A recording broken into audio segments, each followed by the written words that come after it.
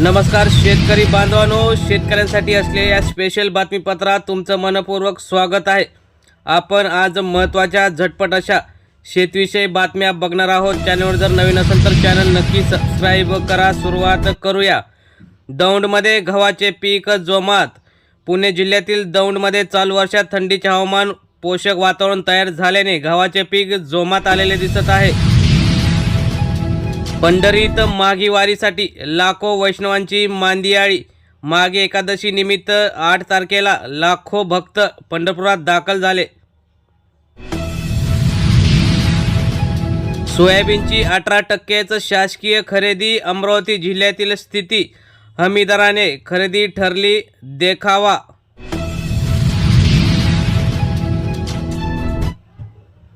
दोन लाख शेतकऱ्यांचे बँक खाते आधार संलग्न नाही। शेतकऱ्यांना शासकीय योजनेसाठी ठरते मोठी अडचण।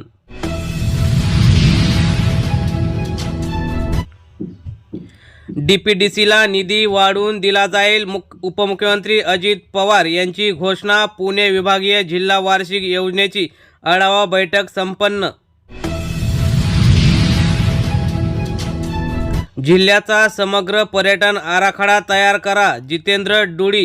नोव्हेंबर-डिसेंबरमध्ये पर्यटन महोत्सवाचे आयोजन करा आदेश।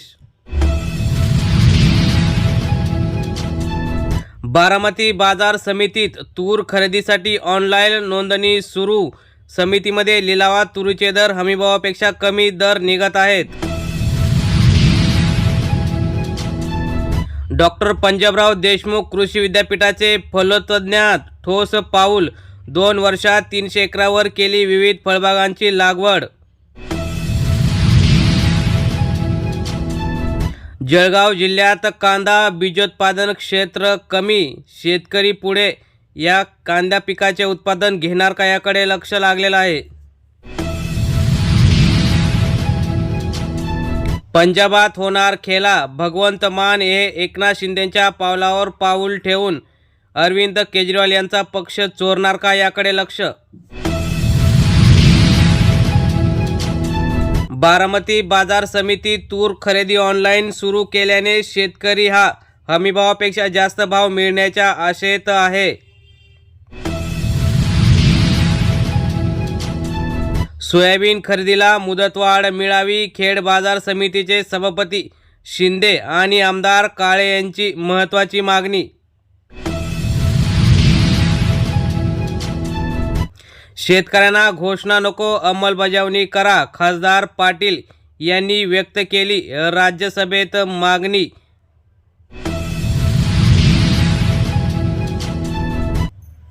अजित पवार गटाच्या सर्व उमेदवारांचे डिपॉझिट जप्त। राष्ट्रीय पक्षाच्या दर्जासाठी प्रतीक्षा कायम। दिल्ली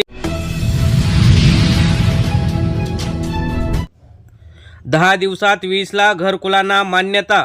ग्रामविकास मंत्री जयकुमार गोरे यांची माहिती। पहिला हप्ताही लोकांना लगेच देणार।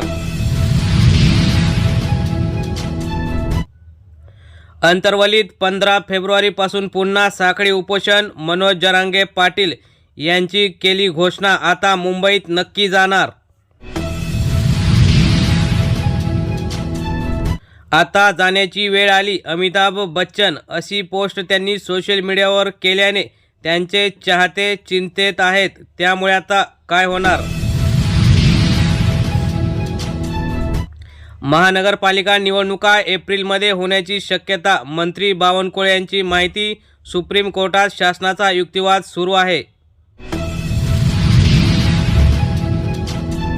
विधान परिषदेच्या 33% जागा अद्याप रिकाम्याच। स्थानिक स्वराज्य संस्थांच्या निवडणुका नसल्याची बसतेय झळ।